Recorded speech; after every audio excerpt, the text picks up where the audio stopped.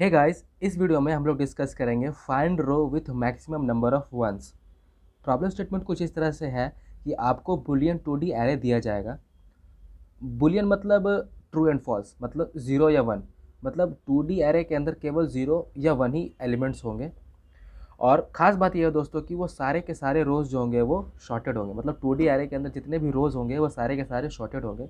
और आपने पता लगाना है कि वो कौन सा रो है जिसमें maximum number of ones occur कर रहे हैं, और वो रो का जो इंडेक्स है वो बेसिकली आपको को जो है रिटर्न करना है। तो एक एग्जांपल के लिए समझ लेते हैं कि अगर आपको एक मैट्रिक्स दिया हुआ है,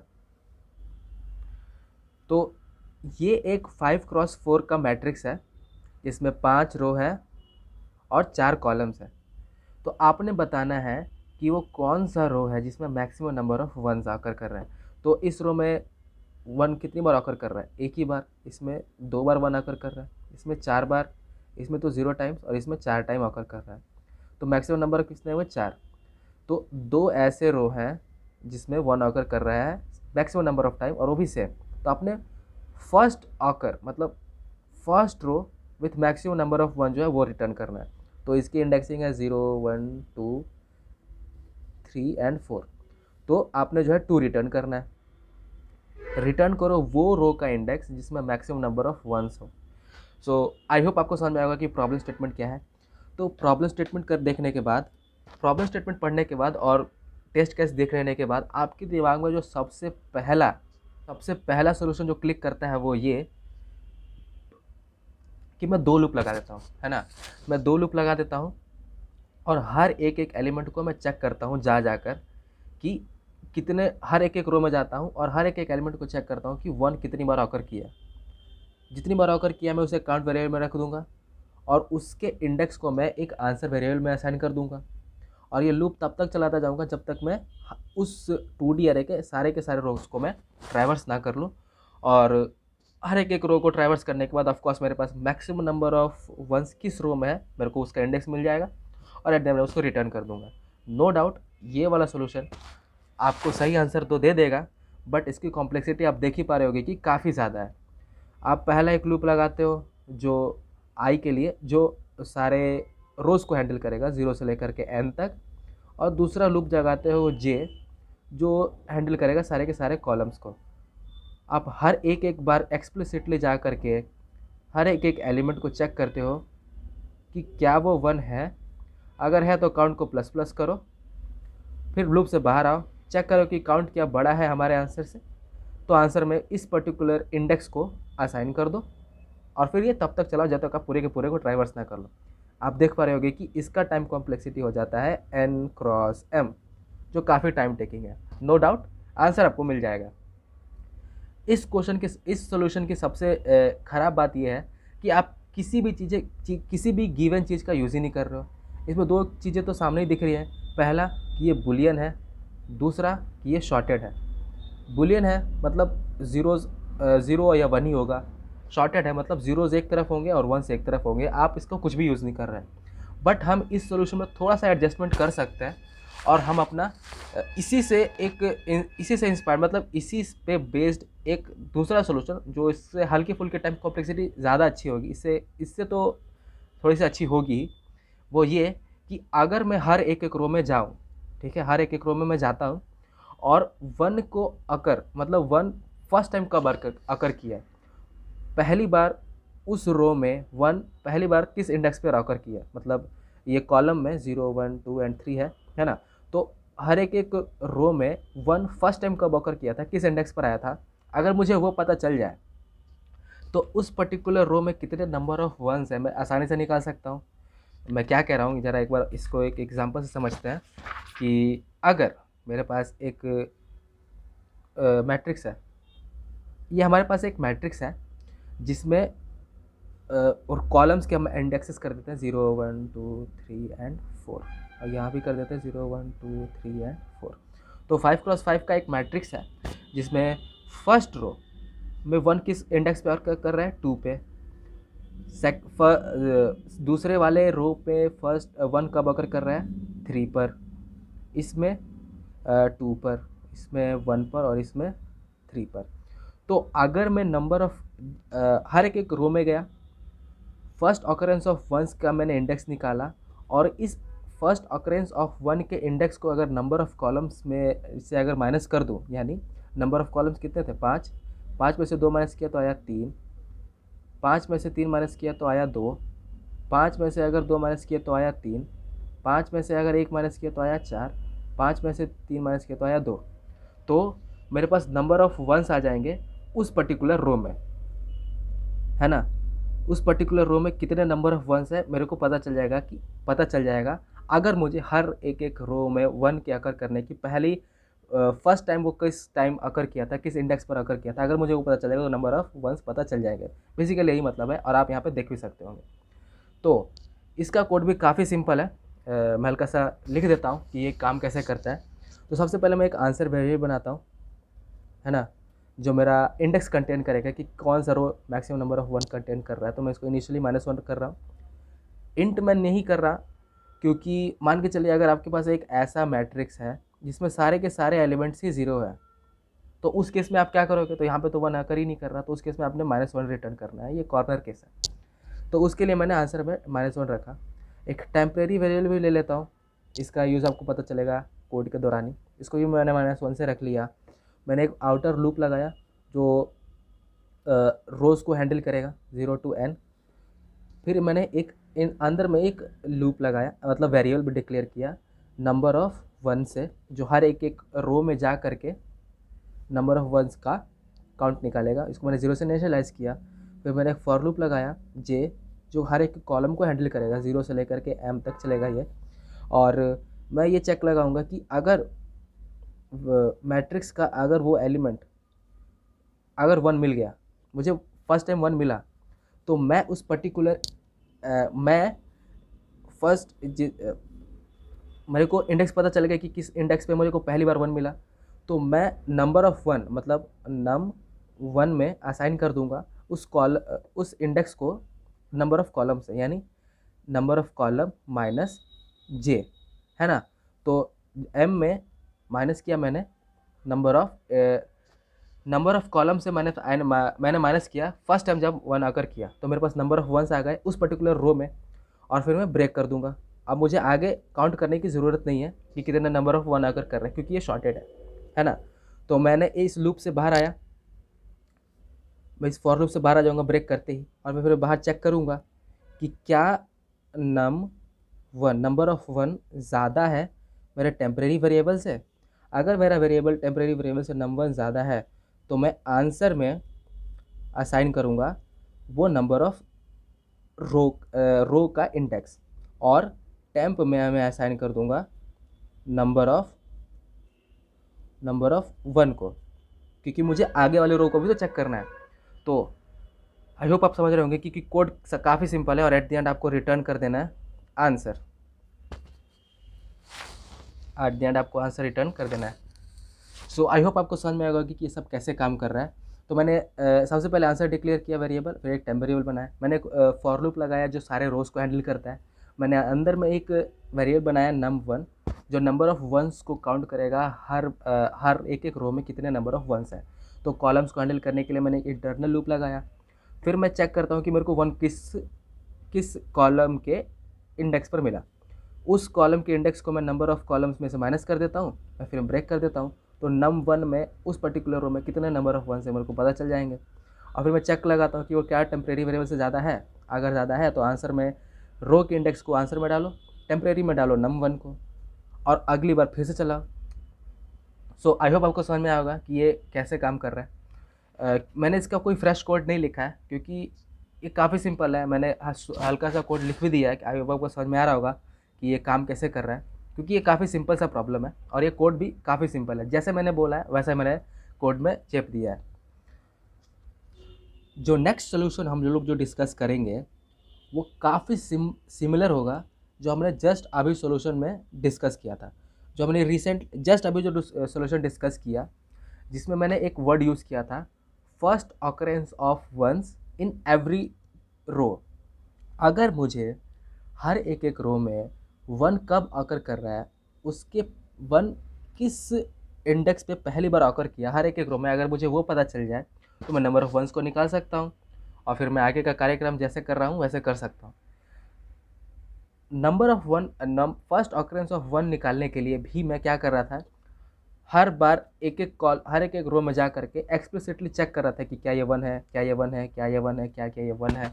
जैसे मुझे वन मिलता था मैं उसके इंडेक्स को उसके साथ जो भी काम कर रहा था वो कर रहा था। मैं कह रहा हूँ कि इसको और थोड़ा सा इफ़िशिएंट बनाया जा सकता है। वो कैसे कि इसमें एक और चीज़ दे रखी है क्वेश्चन स्टेटमेंट में कि ये शॉर्टेड है ना, शॉर्टेड है और मुझे फर्स्ट ऑकरेंस ऑफ वन चाहिए। तो आपके दिमाग में क्या आ रहा है? जी हाँ, बिल्कुल, बाइनरी सर्च। बाइनरी सर्च हमें मालूम है कि कैसे काम करता है। हमारे पास एक लिस्ट एक एरे दी जाती है और उसमें एलिमेंट्स होते हैं 1 2 3 मान के जो भी है ना। आपको एक एलिमेंट्स दिए जाते हैं और आपको एक एलिमेंट सर्च करना होता है। जैसे 6 मान के चलिए 6 आपको सर्च करना है, तो आप वो कैसे करते हो? बाइनरी सर्च का यूज़ करके। इसमें शॉर्टेड है और आपको एलिमेंट सर्च करना है, तो हम इसमें दो पॉइंटर बनाते हैं। फर्स्ट को एक इंडिकेट करता है, एक लास्ट को इंडिकेट करता है ये। और फिर हम एक लूप लगाते हैं जब तक कि स्टार्ट जो है वो लेस देन इक्वल टू है हमारे लास्ट से, तब तक हमको जो है ये एक लूप चलाना होता है। फिर हम एक मिडिल एलिमेंट निकालते हैं s plus l minus S by 2। Middle element निकालने के बाद मतलब 7 और इस मतलब 1 से लेके 7 मतलब इसका मिडिल एलिमेंट हुआ ये 4 है ना। तो हम चेक लगाते हैं कि क्या हमारा जो मिडिल एलिमेंट है वो हमारे सर्च करने वाले टारगेट एलिमेंट से बड़ा है, छोटा है या बराबर है। अगर बराबर हुआ तब तो खेल ही खत्म, मैं डायरेक्ट इंडेक्स रिटर्न कर दूंगा। अदरवाइज़ मैं चेक करूंगा अगर बराबर नहीं है तो छोटा होगा या बड़ा होगा, छोटा होगा या बड़ा होगा, उसके बेस्ड पर हम रीजन डिसाइड करते हैं। और रीजन को डिसाइड करने के बाद हम मोस्ट अप्रोप्रिएट मतलब किस रीजन के अंदर हमारा आंसर मिलने की सबसे ज़्यादा संभावना है हम उधर ही चेक करते हैं। फालतू का पूरा सर्च करने का कोई मतलब नहीं है, क्योंकि सारे एलिमेंट शॉर्टेड है तो टाइम बचाया जा सकता है। तो मैं क्या करता हूँ कि अगर एलिमेंट बड़ा है, टारगेट बड़ा है, ऑफकोर्स दिख रहा होगा कि 6 जो है बड़ा है 4 से, तो मैं स्टार्ट को खींच के लेके आ जाऊँगा मिडिल प्लस 1 पे। अब आ गया स्टार्ट यहाँ पर। फिर सेम प्रोसीजर करेंगे, इसका और इसका मिडिल एलिमेंट निकालेंगे 6। अब 6 जो इसके बराबर है तो इसका इंडेक्स रिटर्न कर दूंगा जो कि होगा 5। तो इसी तरह से मिडिल एलिमेंट बाइनरी सर्च काम करता है। मोटा मोटी मैंने बता दिया। खास बात यह है दोस्तों कि बाइनरी सर्च को सीखने की कड़ी में हमको एक बहुत इंपॉर्टेंट क्वेश्चन करवाया गया था कि first occurrence of a element. मतलब अगर मान के चलिए और भी एलिमेंट्स होते इसमें 7 7 8 9 और 10, तो 7 के फर्स्ट ऑकर करने की फर्स्ट ऑकर किस इंडेक्स पर किया था? वो था ये, यानी 6 है ना। तो हमें 6 रिटर्न करना था। 7 3 बार ऑकर कर रहा है, तो फर्स्ट ऑकरेंस को हम निकालेंगे बाय यूजिंग बाइनरी सर्च। वो देखेंगे, अभी डिस्कस करेंगे वो कैसे। और जो हमने लास्ट सॉल्यूशन में देखा था कि हम फर्स्ट ऑकरेंस निकाल रहे थे हर एक एक रो में जा कर के, वो हमारा फर्स्ट ऑकरेंस ऑफ 1 निकालने का जो कोड होगा वो काफ़ी इफिशिएंट होगा। हमें पूरे के पूरे कॉलम को जो है ट्रैवर्स करने की ज़रूरत ही नहीं पड़ेगी, हर एक एक एलिमेंट को चेक करने की ज़रूरत नहीं पड़ेगी उस रो में। हम डायरेक्टली उस पूरे के पूरे रो को ही हम उस फंक्शन में भेज देंगे अलॉन्ग विथ हमारा टारगेट एलिमेंट, जो इस प्रॉब्लम में ऑफकोर्स वो 1 है। हम भेजेंगे और वो हमें रिटर्न करके देगा कि फर्स्ट ऑकरेंस कब है 1 की। तो आइए देखते हैं फर्स्ट ऑकरेंस कैसे काम करता है। तो सबसे पहले हम एक स्टार्ट वेरिएबल लेते हैं, इसी की तरह करते हैं, 0 लेते हैं। फिर एक लास्ट वेरिएबल लेते हैं जो साइज -1 होता है हमारे इस एरे के। तो साइज -1 तो यहाँ पर आ गया। फिर हम एक मिडिल वेरिएबल को जो है डिक्लेयर करते हैं। फिर एक वाइल लूप लगाते हैं जैसा मैंने बताया, जब तक start pointer less than equal to है लास्ट के। फिर हम मिडिल में हम जो वैल्यू डालते हैं वो होती है s plus l minus S by 2। आप सोच रहे होंगे कि अगर आप ये सोच रहे हो कि अगर s प्लस l बाई 2 मैंने क्यों नहीं किया, वो इसलिए क्योंकि हो सकता है कि इंटीजर ओवरफ्लो हो जाए, तो उस चीज़ से बचने के लिए हम ये टेक्निक को यूज़ करते हैं। इससे भी आंसर सेम ही आता है। आप देख ही सकते हो कि 2 इधर चला जाएगा तो 2s plus l minus S, 2s में से s चला जाएगा तो वो अल्टीमेटली s प्लस l ही बनता है। खैर, फिर मैं चेक करता हूँ कि क्या हमारा जो एरे है उसका मिडिल एलिमेंट हमारे बराबर है टारगेट से, अगर है तो रिटर्न कर देते हैं क्या, मिडिल वैल्यू, डिपेंडिंग अपॉन कि आंसर क्या मांग रहा है। वो ये सर्च करना है कि क्या ये प्रेजेंट है तो हम ट्रू रिटर्न करते हैं, अदरवाइज वो इंडेक्स मांग रहा है तो हम इंडेक्स भी रिटर्न कर देंगे। तो अगर बराबर नहीं है तो छोटा होगा या बड़ा होगा। एल्स इफ अगर मिडिल एलिमेंट हमारा जो ए ऑफ मिड है, सॉरी, अगर ए ऑफ मिड अगर छोटा है हमारे टारगेट से, अगर ए ऑफ मिड अगर छोटा है हमारे टारगेट से तो उसके मिलने की संभावना तो इस तरफ होंगी, मतलब मिडिल के इस तरफ होंगी। तो स्टार्ट को मैं असाइन कर दूंगा मिडिल प्लस 1। एल्स इफ अगर ए ऑफ मिड के मिलने की संभावना आई मीन छोटा है टारगेट मिड से, मतलब वो इस तरफ होगा, है ना, रीजन होगा इस तरफ, तो मैं लास्ट को असाइन कर दूंगा मिड माइनस 1। ये हो गया बाइनरी सर्च, और एट द एंड रिटर्न कर दो -1, क्यों है ही नहीं। हो सकता है ना कि मिडिल कभी हिट ही ना किया, हो सकता है प्रेजेंट ही ना हो, तो पूरा लूप चलाने के बाद अगर ये कंडीशन कभी आई ही नहीं तो मतलब -1 है ही नहीं। फर्स्ट ऑकरेंस में एक एक्स्ट्रा चीज़ हमें जो ऐड करनी होती है वो ये कि हमें यहाँ पे रिटर्न नहीं करना होता, हम यहाँ पे आंसर में एक और वेरिएबल बनाते हैं आंसर में हम वेरिएबल को आंसर में हम असाइन कर देते हैं मिड को, जो ये इंडिकेट करता है कि हाँ ये आपका वन ऑफ द आंसर हो सकता है। बट हमें और भी कंडीशंस चेक करनी होगी, क्योंकि हो सकता है कि इसके पहले भी आपका जो ये एलिमेंट है यानी टारगेट है वो ऑकर कर रहा हो, तो हम आंसर में मिड के मतलब इंडेक्स को तो रखेंगे, बट एक एक्स्ट्रा चीज़ ये करेंगे कि हम और पीछे आएंगे, हमें क्योंकि फर्स्ट अकरेंस निकालनी है तो हम पीछे आएंगे और चेक करेंगे कि क्या हमारा टारगेट एलिमेंट जो हम सर्च कर रहे हैं क्या इस पर्टिकुलर इंडेक्स से भी पहले ऑकर कर रहा है।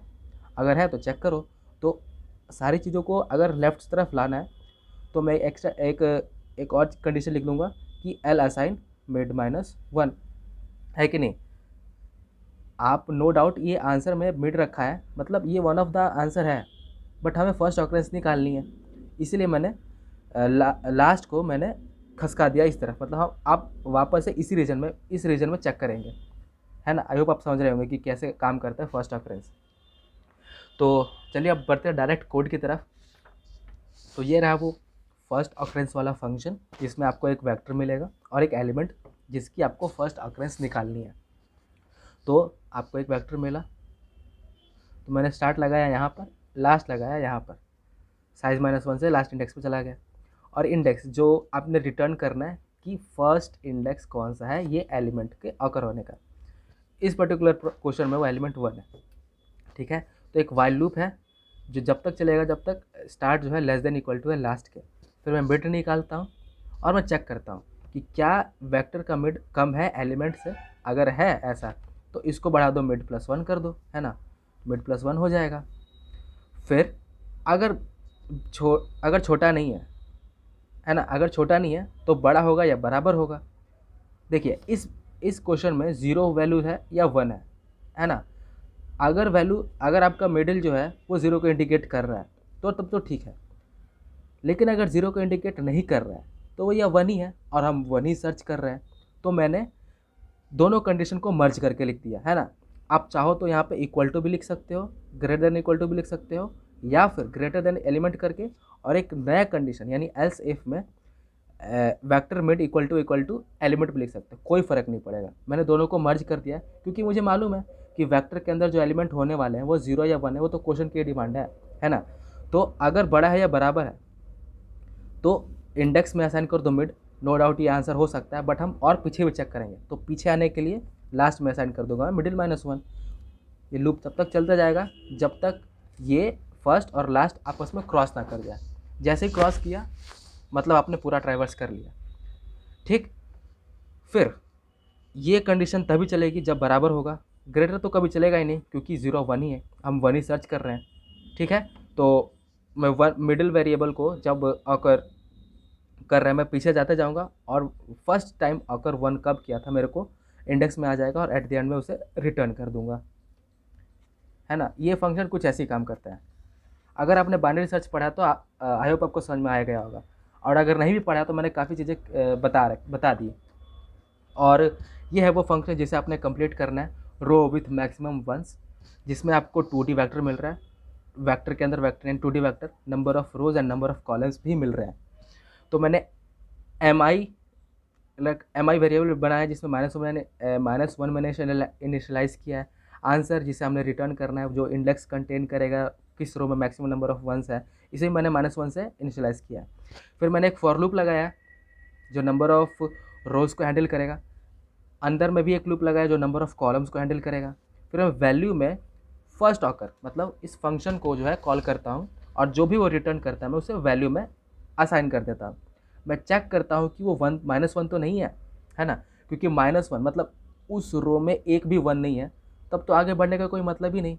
तो ये बात ध्यान रखना कि वैल्यू मतलब जो फर्स्ट अकरेंस फंक्शन जो है वो -1 रिटर्न ना कर रहा हो, है ना, क्योंकि नंबर ऑफ वंस तो चाहिए ही हमें। -1 रिटर्न कर रहा है मतलब उस रो में 1 है ही नहीं।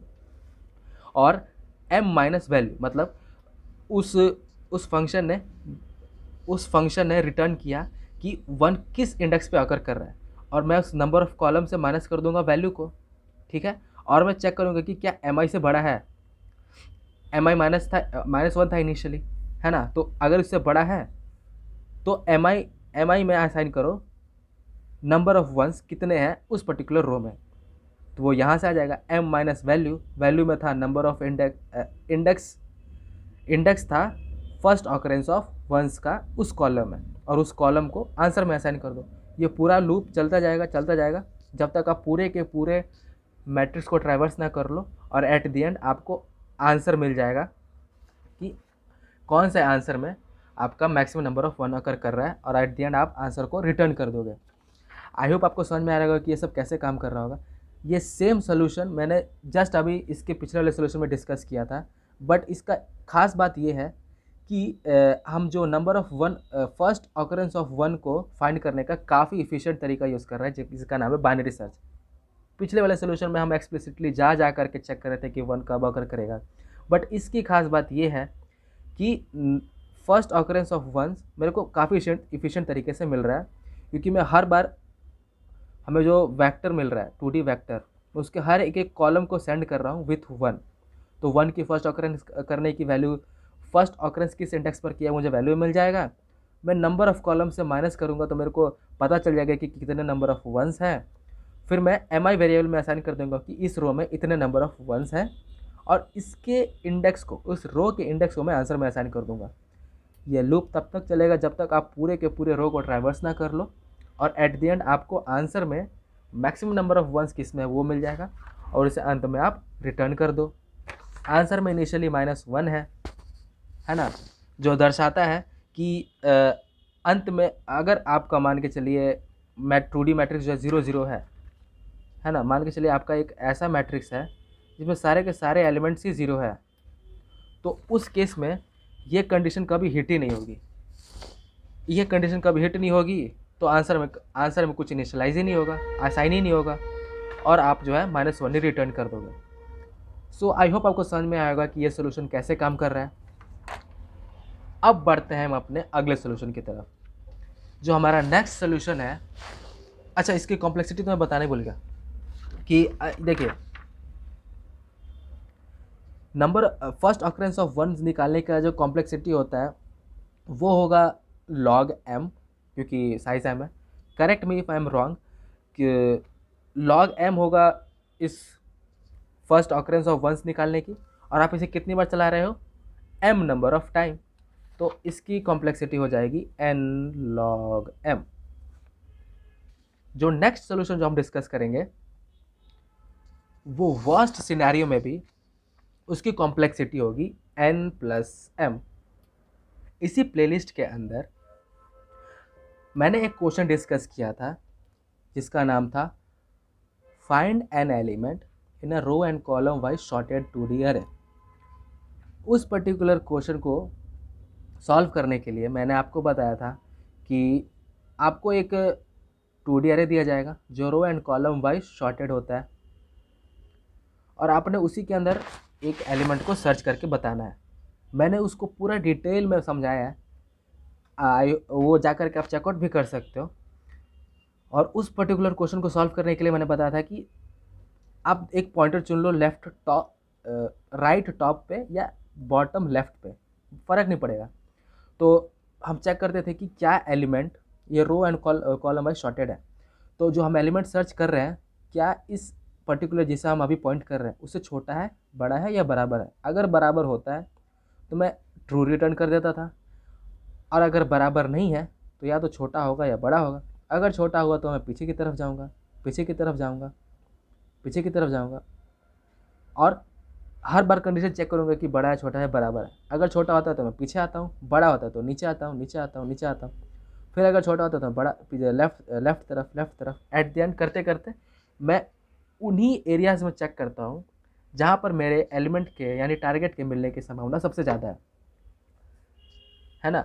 अगर आपको कुछ भी डाउट हो रहा है फाइंड करने में किसी भी एलिमेंट को in a row and column wise sorted array, तो आप मेरा वो वीडियो ज़रूर जाके चेकआउट कर सकते हो, वो इसी प्लेलिस्ट के अंदर है। तो ये सोल्यूशन जो n+m की कॉम्प्लेक्सिटी देगा, एकदम ऑलमोस्ट इसी की तरह जो है रिसेंबल करता है। इसको और अच्छे से समझने के लिए एक एग्जांपल लेते हैं, आपको और अच्छे से क्लियर हो जाएगा कि मैं क्या कहना चाहता हूँ। यहाँ पर आपको एक मैट्रिक्स दिख रहा होगा, बट ऑफकोर्स इसके अंदर के एलिमेंट्स आपको नहीं दिख रहे होंगे। वो मैंने जानबूझ के छुपा रखे ताकि आपको फील आए कि ये कैसे काम कर रहा है। तो मैं एक पॉइंटर बनाऊंगा, ठीक है, जो यहाँ पर पॉइंट कर रहा होगा इनिशियली, और मैं चेक करूँगा कि क्या यहाँ पर 1 है।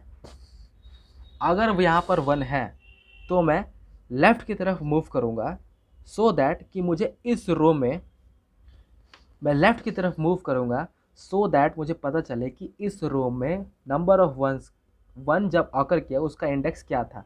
मुझे नंबर ऑफ़ वंस निकालना है इस पर्टिकुलर रो में। तो मैं इसीलिए इस रो में पीछे की तरफ जाऊँगा तब तक कि मुझे 1 ना मिल जाए, और 1 जैसे ही मेरा ख़त्म हो, मतलब जैसे मुझे 0 मिला तो मैं नीचे की तरफ सरकूँगा। मैं क्या कहना चाहता हूँ अभी आप देखिए।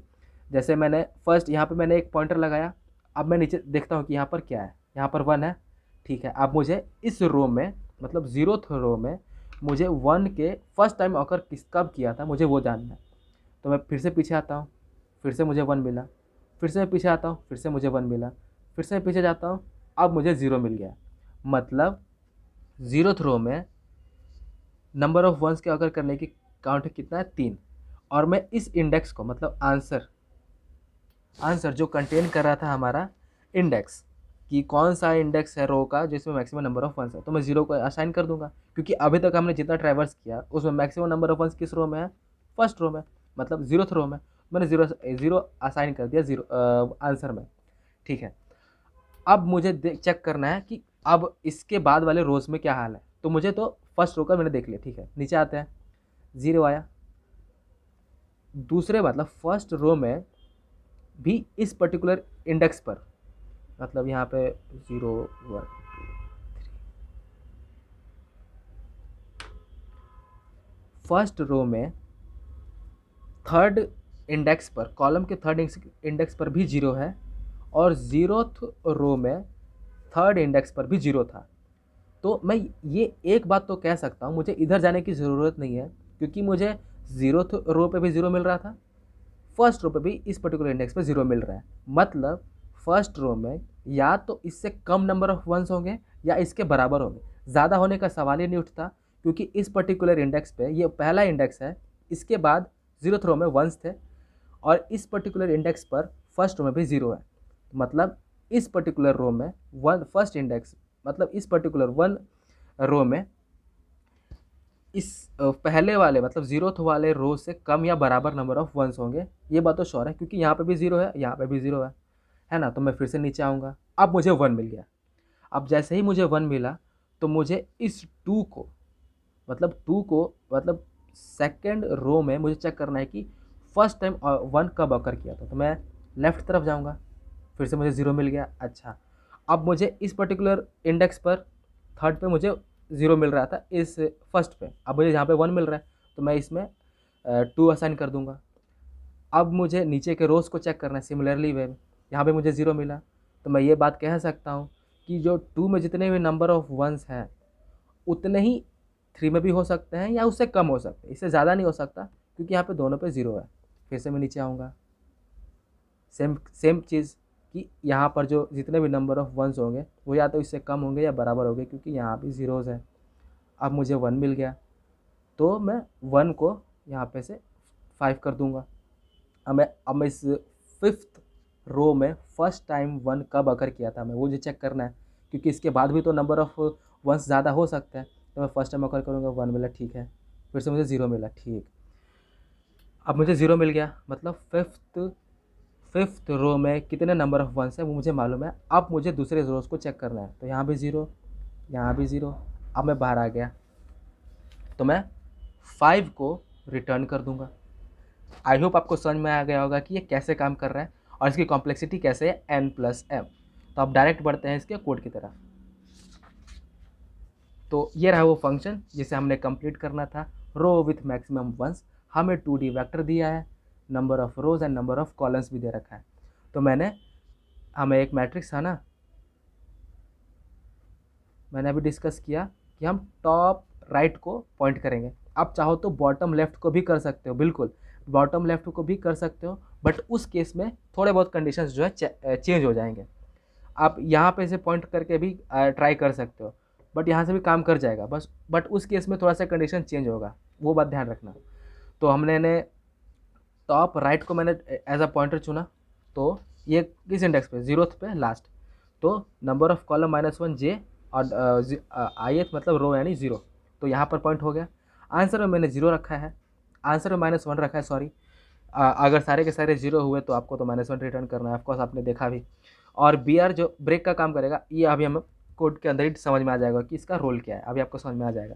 तो मैंने एक इनफाइनाइट वाइल लूप रखा है, वाइल 1, और मैं चेक करता हूँ कि क्या जिसको ये पॉइंट कर रहा है, ये पॉइंटर 1 0 वेक्टर ij 1 है। अगर 1 है तो एक वाइल लूप लगा और चेक करो, जब तक कि वाइल ij 1 है आप j को माइनस करो। j को माइनस करना मतलब इसे पीछे पीछे लेके आना, j को माइनस करो और चेक करो कि क्या कहीं ये माइनस होते होते होते पूरे रीजन से बाहर तो नहीं आ गया है ना। हो सकता है ना कि पूरे के पूरे रीजन से आप बाहर आ जाओ, तो उस केस में आप ब्रेक कर दो। एक कंडीशन आप इमेजिन कर सकते हो कि अगर आपके मान के चलिए आपको एक मैट्रिक्स मिला और पहले रो में ही सब 1 है ना, जितने नंबर ऑफ कॉलम है उतने नंबर ऑफ वंस है 0th रो में, तो आपको नीचे चेक करने की ज़रूरत ही नहीं है ना, क्योंकि जितने नंबर ऑफ कॉलम्स थे उतने नंबर ऑफ वंस है पहले ही, मतलब 0th रो में ही। तो जितने भी नीचे वाले जितने भी रोज़ हैं उसमें या तो इसके बराबर होंगे या तो इससे कम होंगे, इससे ज़्यादा होने का तो सवाल ही नहीं है, क्योंकि जितना रो था उतना ही 1 है। तो आप डायरेक्टली यहाँ से रिटर्न कर जाओ, है ना। उस केस में जो है हमारा जो जे पॉइंटर है वो -1 आ जाएगा, इसलिए यहाँ पे ये रखा है। तो अगर जे -1 हो गया तो 1 करो और ब्रेक करो, ठीक है। BR वेरिएबल को 1 करो और ब्रेक करो। ब्रेक करूँगा तो ये इस वाइल लूप से बाहर आएगा। अब इस वाइल लूप से बाहर आया, पर मुझे तो इन्फिनिट वाइल लूप से बाहर आना है, तो उस केस के लिए मैंने यहाँ पे भी रखा है BR1। तो ये कंडीशन चेक करेगा कि आप किस वजह से बाहर आए हो, कंडीशन फॉलो होने की वजह से या आप रीजन से ही बाहर आ गए थे। खैर, तो मैं इंडेक्स को मतलब कॉलम को घटाता जाऊंगा एक एक, जब तक कि कब तक, जब तक वेक्टर उस वेक्टर में एलिमेंट 1 है, मतलब उस पर्टिकुलर रो में 1 आता जा रहा है, कॉलम में 1 आता जा रहा है। तो जे माइनस फिर जैसे ही उस पूरे रो को, मतलब जैसे ही आपने पूरे रो को ट्रैवर्स किया तो उस पर्टिकुलर रो के इंडेक्स को आंसर में असाइन कर लो, है ना। यहाँ पर भी तो हम वही कर रहे थे ना, देखिए जैसे जे था माइनस, जे यहाँ पे है, आई यहाँ पर है, जे यहाँ पर है, तो जे माइनस यहाँ पे है, फिर जे माइनस यहाँ पे है, अब जे -0 हो गया। तो इस पर्टिकुलर इंडेक्स को, मतलब 0th इंडेक्स को आंसर में तो असाइन करना ही पड़ेगा, तो मैंने वही आंसर में यहाँ पे असाइन किया। फिर यहाँ पे मैंने फिर नीचे एल्सिफ लगाया, ये कंडीशन टूट होगा वापस आ जाएगा, ठीक। फिर एल्सिफ 0 हुआ, मतलब अब जो है यहाँ पर ये पॉइंट कर रहा है इसको, तो अब ij 0 हो गया, मतलब अब 0 को एलिमेंट जो है पॉइंट कर रहा है। तो अब हमें रो को प्लस करना है, तो रो को प्लस करते जाओ, रो को प्लस किया, अब 1 आ गया, 1 आया तो फर्स्ट अकरेंस के लिए चेक करना होगा कि कब तक मैं पीछे जाऊँ। तो अब जैसे मुझे 0 मिला फिर मैं रो को प्लस करूँगा, फिर रो को प्लस किया, जैसे मुझे 1 मिला फिर मैंने कॉलम को सब माइनस किया। आई होप आप समझ रहे होगे कि यहाँ पे सब कैसे काम कर रहा है। मैंने जो जैसे जैसे समझाया था मैंने एग्जैक्ट वैसे इसको कॉपी कर दिया, कोड में। तो जब जब मुझे रो में 1 मिलता था तो मैं पीछे की तरफ जाता था, जैसे ही मुझे 0 मिलता था तो मैं कॉलम को रोज़ को प्लस करता था, तो मैं नीचे आ जाता था ताकि मुझे फर्स्ट ऑकरेंस मिले उस पर्टिकुलर रो में। और जिस जिस रो में मुझे 1 मिल रहे थे मैं उसके इंडेक्स को भी आंसर में असाइन करता था और एट दी एंड मैं आंसर को रिटर्न कर देता था। आई होप आपको समझ में आ गया होगा कि ये सब कैसे काम कर रहा है। मैंने जैसे जैसे उसमें समझाया है, पेपर से ढक करके जैसे मैंने समझाया, मैंने एग्जैक्टली वैसे ही इसको कोड पे पेस्ट कर दिया है। ये सॉल्यूशन वर्स्ट केस में भी n+m जाएगा और ये आपका सबमिट हो जाएगा बिल्कुल 100%। इसी पर्टिकुलर सॉल्यूशन को लोग इस तरीके के कोड पे भी लिखते हैं। ये वाला कोड काफ़ी छोटा हो जाता है इन कंपैरिजन हमने जो अभी डिस्कस किया, बट समझने के लिहाज से वो वाला कोड जो ये वाला कोड काफ़ी ज़्यादा इजी टू अंडरस्टैंड है। ये भी इजी है, नो डाउट ये भी इजी है, बट ये छोटा भी है। इसकी खास बात ये है। तो मैं क्या करता हूँ, रोज़ को हैंडल करने के लिए मैं एक फॉर लूप लिख देता हूँ, एक फ्लैग नाम का वेरिएबल बनाता हूँ। आपको इसका इंपॉर्टेंस समझ में आ जाएगा। तो सिमिलरली ये भी इसी तरह से काम करता है। मैं यहाँ पे एक लेफ़्ट पॉइंटर जो है, लेफ़्ट टॉप राइट जो है यहाँ पे एक पॉइंट कर रहा होता है, और आप देख ही पा रहे होंगे कि जे जो है -1 है और फॉर लूप भी आई से 0 से इनिशियलाइज है। तो यहाँ पे पॉइंट हुआ है 0, मतलब 1, सॉरी। जब तक 1 है आप वाइल लूप चलाओ, माइनस माइनस करो, माइनस माइनस करो, माइनस माइनस करो। जैसे ही फॉल्स हुआ मतलब या तो 0 हो गया होगा, या तो ये यहाँ तो ये <0 चला गया होगा, या फिर यहाँ पे फॉल्स हो, यहाँ पे 0 हो गया होगा। ठीक है। अब जैसे ही फ्लैग जो ट्रू होगा, फ्लैग का काम ये है कि ये बताना कि आप जो है इस रो को ट्रैवर्स करके आए हो, डायरेक्टली आपने प्लस नहीं किया है। मतलब हो सकता है, मैं क्या कह रहा हूँ, जैसे 1 1 1 था, 1 1 1 1, तो आप एक एक करके पीछे आ रहे थे, यहाँ पे 0 मिला, यहाँ पे 0 मिला, यहाँ पे 0 मिला। तो इन केसेस में मतलब आप रो को जब प्लस कर रहे हो तो अब तो आप इस कॉलम को चेक ही नहीं कर रहे, आप डायरेक्टली प्लस कर रहे हो। तो उस केस में इनके इंडेक्सेस को स्टोर करने का कोई मतलब नहीं है। तो उस केस में ये फॉल्स रहेगा। आपने ये वाला ट्राइवर्स किया कॉलम, है ना, आपने ये वाला ट्राइवर्स किया, तो इसके इंडेक्सेस को स्टोर करना है। और ये आप माइनस माइनस कब कर रहे थे? उस कॉलम में जिसमें नंबर ऑफ़ वंस की संख्या ज़्यादा है पुराने वाले रोज से। तो वो तो तब होगा ना जब आप इस कंडीशन में आओगे, इस वाइल लूप में आओगे। तो इस वाइल लूप में जैसे ही आप आओगे फ्लैग ट्रू हो जाएगा और उस पर्टिकुलर इंडेक्स को मैं आंसर में स्टोर कर लूँगा। आई होप आपको समझ में आ रहा होगा कि मैं क्या कहना चाहता हूँ, और एट दी एंड में आंसर को रिटर्न कर दूँगा। अगर सारे के सारे एलिमेंट्स अगर 0 हैं तो इनिशियली 0 था, ये कंडीशन कभी हिट ही नहीं होगी और आप एट दी एंड -1 भी रिटर्न कर दोगे। सो आई होप आपको समझ में आ गया होगा कि ये सब कैसे काम कर रहा है। इस वीडियो के लिए इतना ही रहने देंगे। Thanks for watching.